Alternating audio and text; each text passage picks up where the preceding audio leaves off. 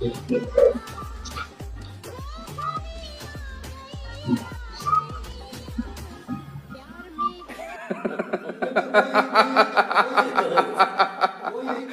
आधा उम्र का बुढ़ा 50 से भी ज्यादा औरतों को फंसाया है, बट हाँ, ना उसने कभी जबरदस्ती करी, ना उसने कभी नहीं करा। ये सिर्फ और सिर्फ पॉसिबल इसलिए हो पाई अंधभक्ति के कारण।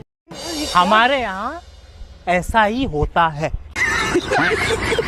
ये नासिक महाराष्ट्र की स्टोरी है। इसका नाम है आकाश और ये अपने आप को एक एस्ट्रोलॉजर कहता था और सारी औरतों को और लड़कियों को बुलाता था और कहता था आपके पास जो भी प्रॉब्लम्स है लेके आओ, उसका सोल्यूशन मैं करूंगा।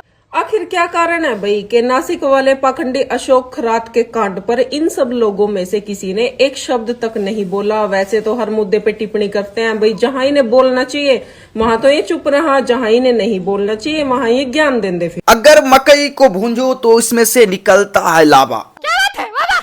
अगर मकई को भूंजो तो उसमें से निकलता है लावा। आज जिंदगी का असली मजा ये ले रहे हैं ढोंगी बाबा। अरे बाप रे। तो भाई साहब आज के वीडियो बहुत खतरनाक जबरदस्त होने वाला, वीडियो में लगे रहिए। ये देखिए एक चम्मच हाँ तो भाई साहब ये था अनभक्तों का संत गुफा वाला बाबा। इतना तो आपको पता है कि आप लोग यह वाला वीडियो जरूर देख लिए होंगे। तो बात करने वाला भाई साहब यही वीडियो के बारे में, वही अनभक्तों का गुफा वाला बाबा के बारे में। हाँ तो जितना भी अनभक्त है आखिरकार आता कहाँ से है? हाँ तो इसी कारण से जो है ना अनभक्त पनपता है। अच्छा। तब जाके अनभक्त बनता है। ये आधा उम्र का बुढ़ा 50 से भी ज्यादा औरतों को फंसाया है, बट हाँ, ना उसने कभी जबरदस्ती करी, ना उसने कभी ब्लैक करा। ये सिर्फ और सिर्फ पॉसिबल इसलिए हो पाई अंधभक्ति के कारण। अच्छा।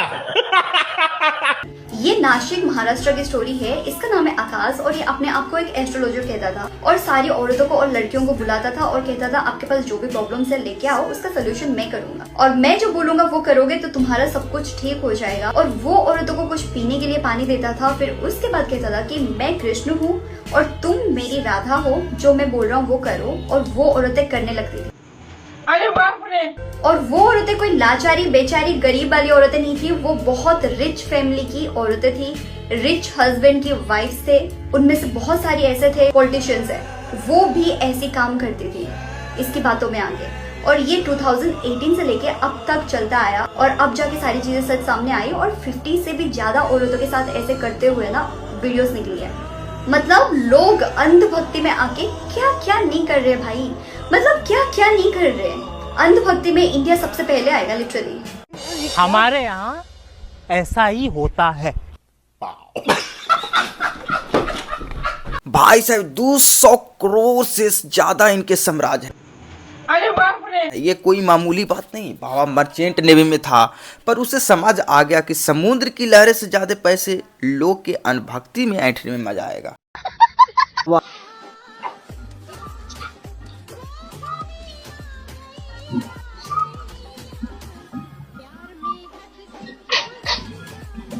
आखिर क्या कारण है भाई कि नासिक वाले पाखंडी अशोक खरात के कांड पर इन सब लोगों में से किसी ने एक शब्द तक नहीं बोला। वैसे तो हर मुद्दे पे टिप्पणी करते हैं भाई, जहां इन्हें बोलना चाहिए वहां तो ये चुप रहा, जहां इन्हें नहीं बोलना चाहिए वहां ये ज्ञान देंदे फिर भाई। वैसे तो हिंदू धर्म के बड़े ठेकेदार बने फिरते हैं, अब क्यों इनको सांप सूंघ गया। एप्पल का शोरूम तो आपने देखा होगा जहां लाखों के फोन बिकते हैं, लेकिन क्या आपने अभी इमली के बीज का शोरूम देखा है? अच्छा। जी हाँ, नासिक के हमारे वही कैप्टन बाबा हैं, उर्फ वही भोनू बाबा। बाबा ने इमली के बीज को मंत्र फूक फूक के भाई साहब लाखों लाख रुपया में बेचा। भाई साहब इतना प्रॉफिट तो कोकीन बेचने में भी नहीं मिलता जितना इस बाबा ने अंधभक्ति को बेचकर अंधभक्तों के पास से पैसे ऐंठे हैं। ढोंगी ज्योतिष अशोक खरात की गिरफ्तारी के साथ ही रोज नए नए खुलासे हो रहे हैं और हर खुलासा पिछले से ज्यादा चौंकाने वाला। जो शख्स कभी मर्चेंट नेवी में काम करता था वही आगे चलकर कैप्टन बाबा बन गया और ज्योतिष अंक शास्त्र के नाम पर करोड़ों का खेल खड़ा कर लिया। सबसे चौंकाने वाली बात यह है कि इस बाबा के तार बड़े बड़े नेताओं और प्रभावशाली लोगों से जुड़े बताए जा रहे हैं। कई नेताओं के साथ उनकी तस्वीरें भी सामने आई हैं और दावा है कि वो बड़े नेताओं का भविष्य बताता था और उनसे सीधा संपर्क भी रखता था। पुलिस जब एक्शन में आई तो उसके ठिकानों से जो मिला उसने सबको हिला कर रख दिया। भारी मात्रा में नकदी, संपत्ति के कागज और ऐसे दस्तावेज जो पूरे साम्राज्य की सच्चाई बयां करते हैं। शुरुआती जांच में खुलासा हुआ कि पिछले 15 सालों में इस ढोंगी ने करीब 200 करोड़ की संपत्ति खड़ी कर ली है। नासिक के मिरगांव में इस बाबा ने महादेव का मंदिर बनवाया और अमीर भक्तों को बुलाकर समस्याओं का समाधान करने का नाटक किया। हमारे यहाँ ऐसा ही होता है। एक करीबी के मुताबिक ये बाबा जंगली इमली के बीज को घिसकर पॉलिश कर राशि रत्न बनाकर बेचता था।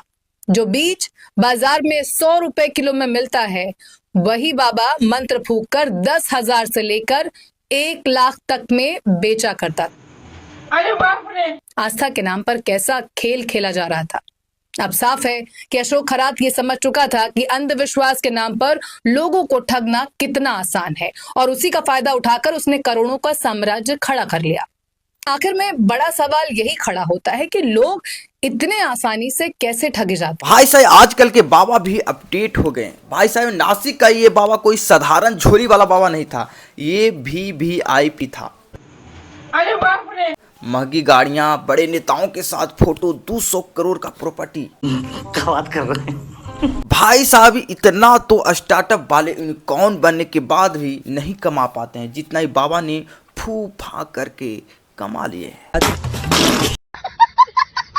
हैरानी सिर्फ आम लोगों को देखकर नहीं होती, बल्कि उन बड़े रसूखदार चेहरों को देखकर होती है जो पढ़े लिखे हैं, संपन्न हैं, फिर भी ऐसे ढोंग के जाल में कैसे फंस जाते हैं।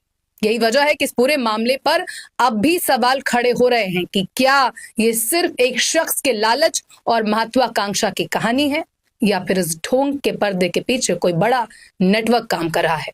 एक ऐसा नेक्सस जिसकी पहुंच हमारी और आपकी कल्पना से भी कहीं ज्यादा बड़ी हो सकती है, क्योंकि जहां आस्था अंधी होती है वहां सच अक्सर बहुत देर से सामने आता है।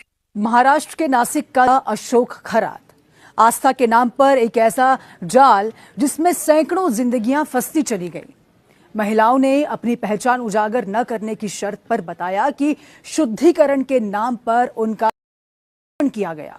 इतना ही नहीं, उन्हें मूत्र यानी यूरिन पीने के लिए मजबूर किया गया और ये सब कथित तौर पर वीडियो में भी रिकॉर्ड किया जाता था। सूत्रों के मुताबिक अशोक खरात महंगा शहद इस्तेमाल करता था। दावा था कि इससे उसकी क्षमता बढ़ती है और इसी के सहारे वो एक ही दिन में कई महिलाओं के साथ बनाता था। आरोप यह है कि 200 से ज्यादा महिलाएं उसके संपर्क में आई और इनमें कई उच्च शिक्षित, सरकारी अधिकारी और प्रभावशाली परिवारों से जुड़ी हुई महिलाएं भी शामिल बताई जा रही हैं। यानी ये मामला सिर्फ अंधविश्वास नहीं बल्कि एक गहरे मानसिक नियंत्रण का मामला। अगर मकई को भूंजो तो उसमें से निकलता है लावा। क्या बात है बाबा? अगर मकई को भूंजो तो उसमें से निकलता है लावा। आज जिंदगी का असली मजा ये ले रहे हैं ढोंगी बाबा। अरे